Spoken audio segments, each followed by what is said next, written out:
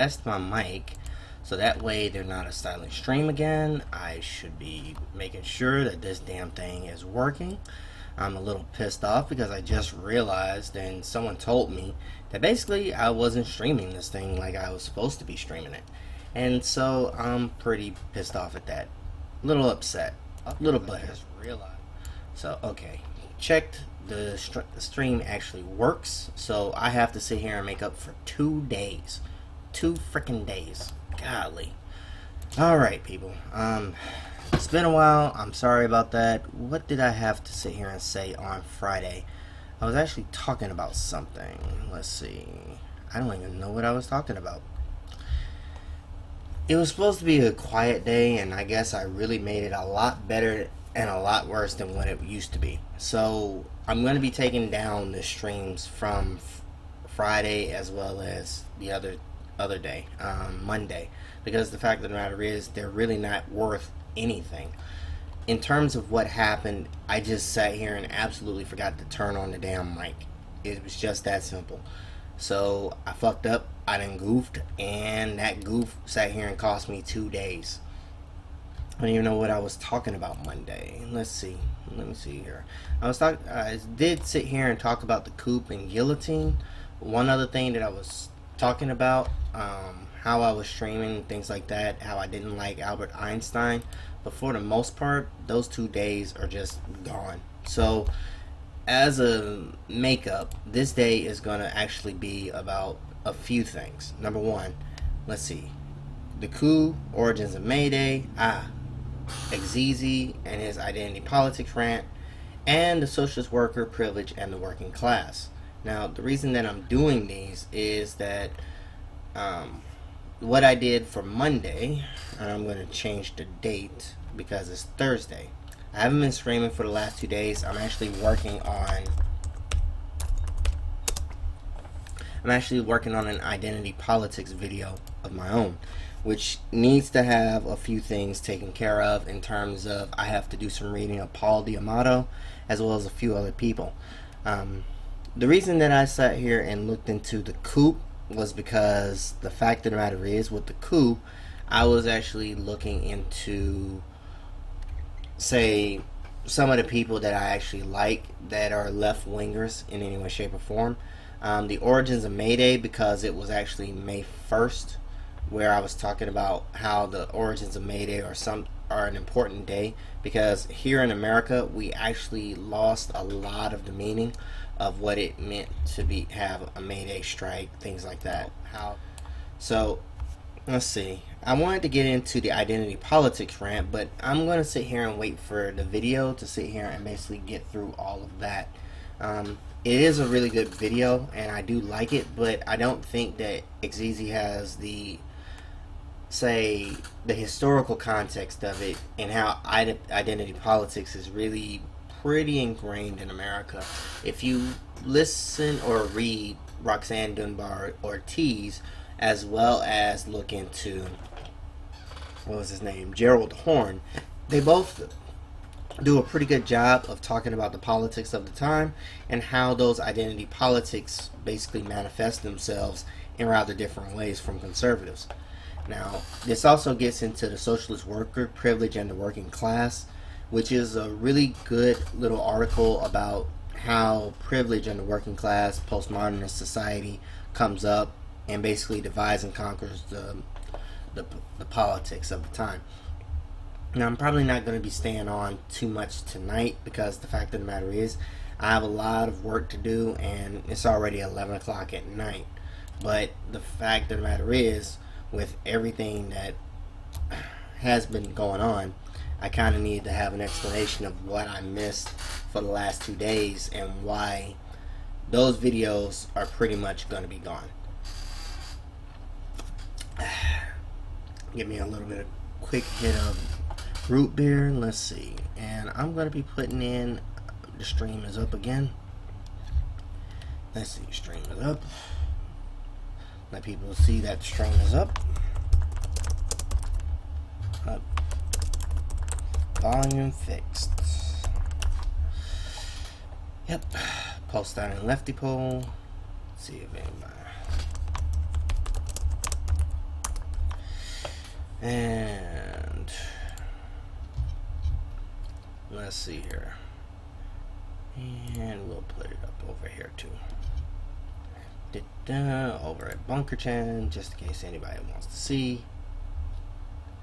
I don't think I get a lot of... Bunker Chan really doesn't get enough traffic. I really wish more people would sit here and go and look into it, because it's really a pretty good site. It's really decent. And how satisfied are you with live streaming on YouTube? Okay, mediocre. Mediocre. Let's see. Nope. Here we go. Nope. Okay, how in the world did I do that last time? I was trying to sit here and get the whole thing to take care of basically a different chat, but it doesn't look like that I can get the chat to do what I want it to do. I hate it when that happens. Okay, let me see. Useful analytics. No. Okay, enable live chat. Dropbox. No. Where the heck did I go? Dang it. Dang you, YouTube. You just sat here and messed it up for me. Okay. Advanced settings. Nope. That's not it. That's not what I wanted. Okay. I'll have to do that later. Stream options. No, I don't need no damn DVR. Let's see. Nope, not any of that. Setup encoding, blah blah blah. Add stream info, optional features. Nope, go live. It's already live. Start your encoder. Why is here we go. Pop out chat. Nothing to see here. We popped out. So we click that off. Let's see if I can get this thing to work. Add window capture.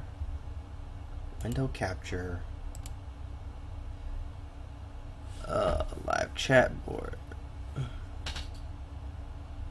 YouTube, Google Chrome. Blank.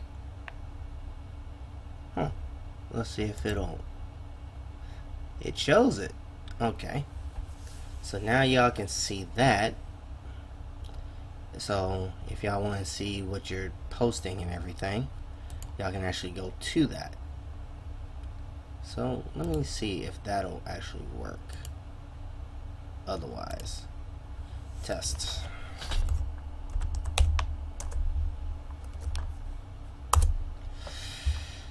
And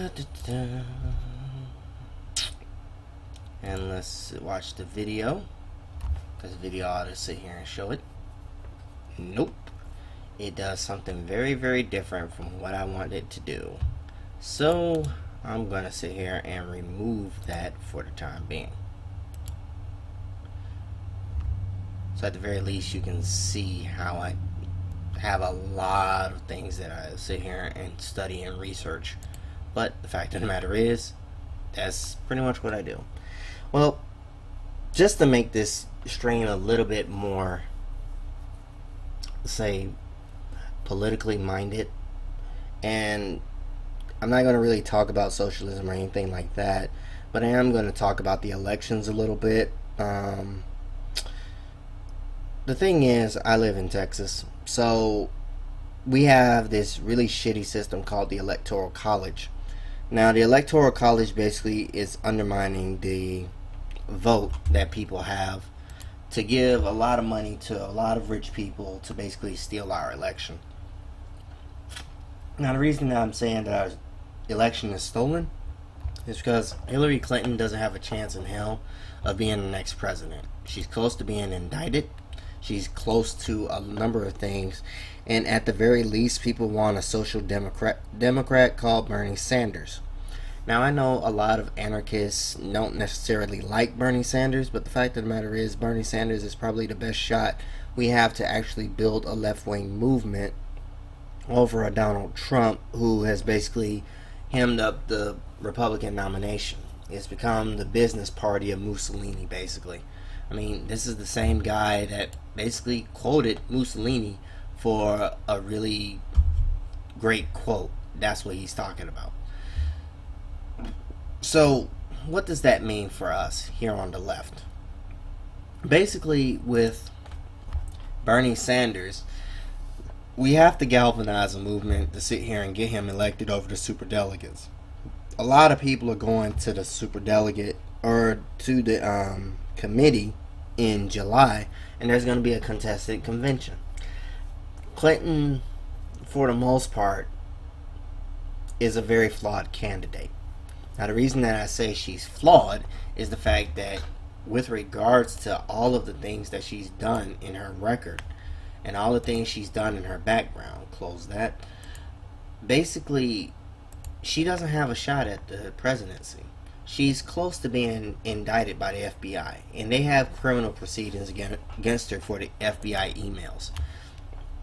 It's a big thing, actually, because with the emails, what chance does she really have? Either A, she gets the nomination and sees the October surprise, or B, the fact of the matter is, Bernie Sanders actually gets it like he's planning to get it, and basically goes against Trump and basically mops the floor with him. A lot more people believe in Bernie Sanders as president than they do Donald Trump as president. Now, the reason that I sit here and talk about Donald Trump and Hillary Clinton like I do, Hillary Clinton is a corporate Democrat. With regard to her being a corporate Democrat, in every way, shape, or form, she's basically supported corporatism over any kind of progressive change or socialist change or anything of that nature. I mean, she's voted for the treaties. She's voted for things of that nature. She's voted to allow Walmart to sit here and destroy labor and unions and things like that. Since she was a board member, she always believed in the stockholders over the labor workers any day of the week. And then you have Trump, who basically does the same thing. He takes advantage of Mexican workers to sit here and give him so much, profits, especially with how all of his shirts and everything are made in China, made in Mexico. He has factories down there instead of money and factories here in America. So when I call him a Mussolini, I'm really not that far off the truth. The only other person that has any kind of, say, media monopoly similar to how Trump is getting coverage is Silvio Berlusconi of Italy. Now, the reason that Italy is coming up right now is because what he did was he has like concentrated media over there, 90%, something to that effect. We don't have a really good democracy for the press when it's acting like an ideological temple for the rich and the famous and things like that.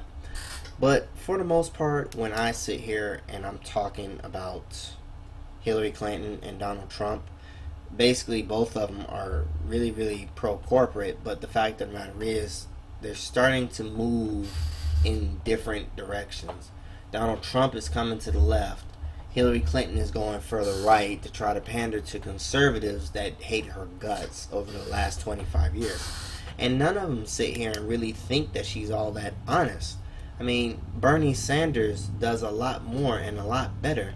And these two, Donald Trump and Hillary Clinton, have really high unfavorable ratings. I mean, Richard Nixon levels of unfavorable. They didn't trust old Tricky Dick. They didn't trust these two versions of the same thing. Especially with Hillary Clinton, because the fact of the matter is, with Hillary Clinton, she's sitting here and connected to Henry Kissinger and said that's her friend. Why in the world do you want Henry Kissinger as your friend? When even the neocons said, hey, dude, you're crazy. Go. Get out of here. But that's exactly what she wanted. And that's exactly what she wanted to do. So the fact of the matter is, that's what she got done. She's done the bidding of the rich did. And it has hurt a lot of people, and especially in what she did to Haiti and Honduras. Especially with Haiti. Haiti, they asked for a raise from 34 cents to 61 cents. And instead of anything going close to that, she sat here and negotiated it down to, say, 42 cents or something like that. I mean, How do you do something like that and sit here and say and swear up and down that you care about minorities and people of color? That's what a lot of people sit here and use. I'm just using the same words that they're using. I mean, I don't use POC all that much, but that's pretty much what's been going on and going down for a while. Well, the thing is, with Hillary Clinton, I mean, she has more baggage than I even care to sit here and think about. Because the fact of the matter is, let's see, you have Haiti, you have Honduras.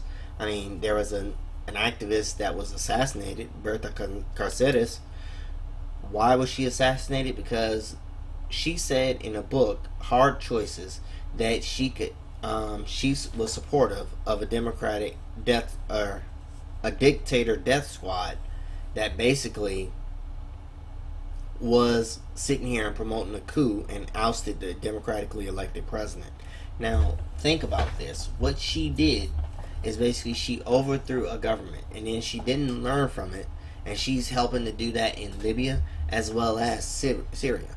A lot of people are coming to the conclusion that the one person that's very, very dangerous for democracy is Hillary Rodham Clinton.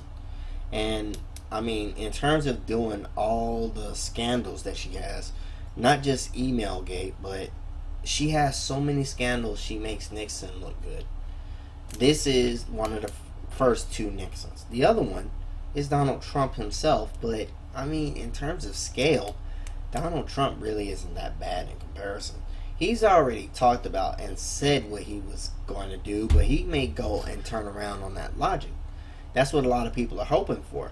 But at the very least, if he's sitting here and president, they know that Hillary Clinton isn't quite trying to do the exact same things that Donald Trump is trying to do. So we're stuck between a rock and a hard place. If nobody gets the Social Democrat elected, then we're going to sit here and have a conversation between these two idiots who can't really do anything for the American people except sit here and make themselves richer. Sometimes I hate American politics, and our politics is FUBAR. So one of the things I'm doing and going to be planning to do in the near future is to sit here and try to organize a few people to sit here and begin doing factual evidence and other things into this issue. But for the most part, I don't know. Right now, I'm just trying to debate on how to best get this stream to get up and working. But for right now, it's just in the interim phases, and I'm trying to just use this to vent and just think about some of the frustrations that I have on a day-per-day basis. But I don't know. I'll think more about it and probably have more to say tomorrow. But for today, I'm just going to call it a night. I really have a lot of things to do, a lot of things to plan out. And hopefully tomorrow I should be on 11 o'clock and then stay on for probably an hour and basically sit here and finish all this up. I wish I had more to say, but unfortunately I forgot what I was saying on Monday and Friday, so forgive me on that. I apologize. There should be no more hang-ups or mishaps, and I'll see you all next time.